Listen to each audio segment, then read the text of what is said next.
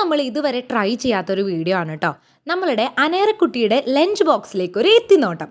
അപ്പോൾ ഈ അനേറയ്ക്ക് ലഞ്ചായിട്ട് കൊടുത്തു വിടുന്നത് നമ്മുടെ ചപ്പാത്തി, അതിൻ്റെ ഉള്ളിൽ കുറച്ച് മുട്ടയൊക്കെ വെച്ചിട്ടുള്ള ഒരു ഗ്രേവിയൊക്കെ വെച്ച് ചേച്ചി ഒരു റോളാക്കിയിട്ടാണ് കേട്ടോ കൊടുത്തു വിടുന്നത്.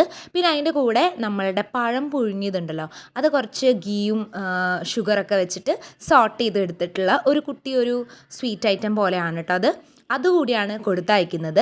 ഇതാണ് ഇന്നത്തെ അവളുടെ ലഞ്ച് ബോക്സ്. അവൾക്ക് ചോറ് കാര്യങ്ങളൊന്നും അങ്ങനെ ലഞ്ചായിട്ട് കൊടുത്തു വിടുന്നത് വലിയ ഇഷ്ടമില്ല.